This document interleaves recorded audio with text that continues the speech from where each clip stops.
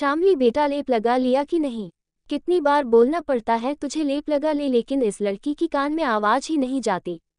जब देखो कमरे में घुसी रहती है और किताबों में सिर फुलती रहती है। बंद कर इसे और लेप लगा कर आंखों पर यह गुलाब जल लगा कर थोड़ी दूर सो जा। अभी उन लोगों के आने में टाइम है, शायद शाम तक आएंगे। ये सुधा जी है, शामली की माँ, जो एक सीधी सादी घरेलू महिला है। उनके पति यानी शामली के पिता पोस्ट ऑफिस में क्लर्क है। शामली की एक छोटी बहन है और 2 छोटे भाई हैं। शामली अपने माता पिता, छोटे भाई बहन और दादी के साथ छोटे से गांव में रहती है। पढ़ने में बहुत होशियार, हमेशा टॉप करने वाली, मृदुभाषी और घर में भी माँ पिता का हाथ बटाने वाली, ऐसी है शामली। शामली पढ़ लिख कर जीवन में कुछ करना चाहती थी, कुछ बनना चाहती थी ताकि उसके माता पिता को और गांव के लोगों को उस पर गर्व हो। लेकिन गांव में आज भी बेटी के 18 साल के होते ही उसकी शादी करवा दी जाती थी। आज शामली को देखने के लिए लड़के वाले आने वाले थे, इसीलिए घर में सुबह से तैयारी चल रही है। विशेष रूप से शामली के सांवले रंग को गोरा बनाने की कवायद चल रही है। माँ, मुझे शादी नहीं करनी है। क्यों आप लोग मेरी बात नहीं सुन रहे हैं? कम से कम इतना सोच लेते कि इस साल मेरा एग्जाम है 12वीं का, मैं कैसे पढ़ूंगी? माँ प्लीज, मैं शादी नहीं करना चाहती, मैं पढ़ना चाहती हूँ, कुछ करना चाहती हूँ। माँ, आप तो मेरी बात समझो। सुधा जी, देख बिटिया, हमें जितना पढ़ाना लिखाना था सो हमने पढ़ा दिया, ताकि लोग ये ना कहे कि बिटिया को पढ़ाया लिखाया नहीं। अब जो करना हो अपने घर जाकर करना, समझी?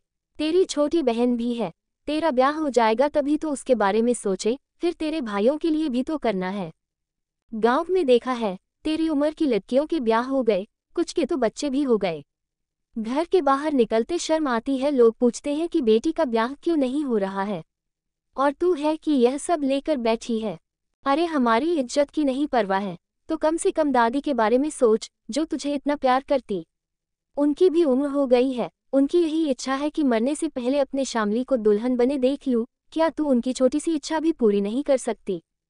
तेरे लिए दादी की इच्छा, भाई बहन का भविष्य और पिता का सम्मान, इन सब का कोई मतलब नहीं।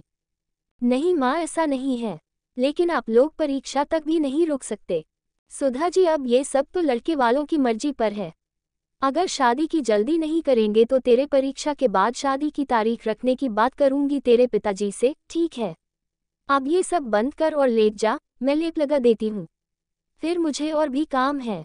शामली ने बहुत कोशिश की, लेकिन वो शादी को नहीं रोक पाई और परीक्षा से पहले ही उसकी शादी करके उसे ससुराल भेजकर माँ पिता ने अपनी जिम्मेदारी पूरी कर ली। शामली के सारे सपने बिखर गए। उसे घर से विदा होने का, माता पिता, भाई बहन और दादी से दूर होने का दुख कम और अपने सपनों के बिखर जाने का दुख ज्यादा था। आज शादी के 5 सालों के बाद शामली के सास ससुर अपने बेटे के घर आ रहे थे। शामली के पति पढ़े लिखे, खुले विचारों वाले व्यक्ति थे और सास ससुर पुराने रीति रिवाज और परंपराओं को मानने वाले। शामली के पति बैंक में एक अच्छी पोस्ट पर है। शामली ने जब से उनके आने की खबर सुनी है, वह परेशान हो उठी। उसका किसी काम में मन नहीं लगता। शामली ने कहा, सोम, शामली के पति, माँ पिताजी आने वाले हैं, क्या करे समझ नहीं आ रहा है, और उन्हें जब ये सब पता चलेगा तो क्या होगा? मुझे तो अभी से घबराहट हो रही है। आप तो माँ पिताजी के विचारों को अच्छी तरह जानते हैं। सोम, शामली, तुम क्यों परेशान हो, और कभी ना कभी तो पता चलना ही है। लेकिन सोम, कुछ नहीं, अब सो जाओ, कल सुबह जल्दी स्टेशन जाना है। उन लोगों को लेने के लिए टाइम से स्टेशन नहीं पहुंचे तो हम लोगों की खैर नहीं।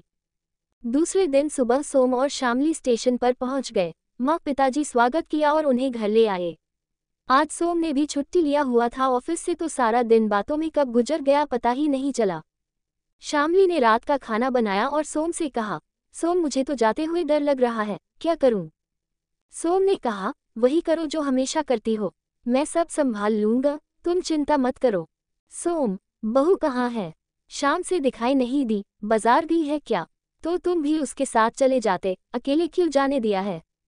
सोम को बात करने का यही सही मौका लगा कि इन लोगों को सब बता देना चाहिए। सोम, माँ, शामली ड्यूटी पर गई है, आज उसकी नाइट शिफ्ट है। माँ, ड्यूटी पर गई है, नाइट शिफ्ट है, इसका क्या मतलब हुआ? सोम, माँ, शामली एक पुलिस इंस्पेक्टर है और एक हफ्ते उसकी नाइट शिफ्ट है। माँ, सोम, ये सब क्या फालतू की बकवास कर रहा है तू? इसलिए तू बहू को यहाँ लाया था कि उससे नौकरी करवाएगा, तेरी कमाई से घर नहीं चलता क्या? तूने उसे नौकरी करने की इजाजत कैसे दी, और हम क्या मर गए हैं, हमें पूछने की जरूरत नहीं समझी तूने।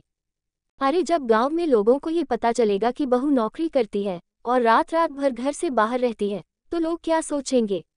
हमें तो कहीं मुंह दिखाने लायक नहीं छोड़ा तूने। सोम के पिताजी आप देख रहे हैं, ये सब क्या हो रहा है, कुछ बोलते क्यों नहीं। क्या बोलूं सोम की माँ, जब इसने हमें मरा हुआ समझ ही लिया है तो क्या कर सकते हैं। बेटा हमारा पिंडदान भी कर देते और हमें बता देते कि हम तुम्हारे लिए मर चुके हैं, तो यहाँ आकर बहू के हाथों अपने मुंह पर कालिक तो नहीं पुतवाते। सालों से इतनी जायदाद किसके लिए बनाए हमने। तेरी शादी गांव की से इसलिए कराई कि वो घर बार सहेजे, हमारी सेवा करे, घर की परंपरा निभाए, इसलिए नहीं कि पराए मर्दों के साथ रात रात भर बाहर रहे। तुझे पैसे चाहिए थे तो हमसे कहता या गांव आ जाता। हम तो हमेशा से कहते आए कि तुझे नौकरी करने की क्या जरूरत, लेकिन तूने हमारी एक नहीं सुनी और अब ये सब कर रहा है। सोम माँ पिताजी, आप लोग ये सब क्या बोल रहे हैं।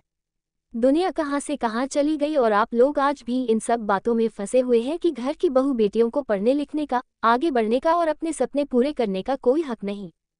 जब सृष्टि के बनाने वाले बिना शक्ति के कुछ नहीं है, तो हम उनके बनाए हुए मनुष्य बिना शक्ति के इस समाज को कैसे चला पाएंगे, कैसे रह पाएंगे। और मैं कौन होता हूँ शामली को इजाजत देने वाला।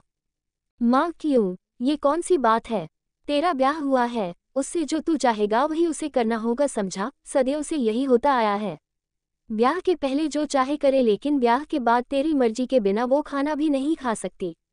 ऐसे ही वीडियो देखने के लिए हमारे चैनल को लाइक एंड सब्सक्राइब करें। Thanks for watching.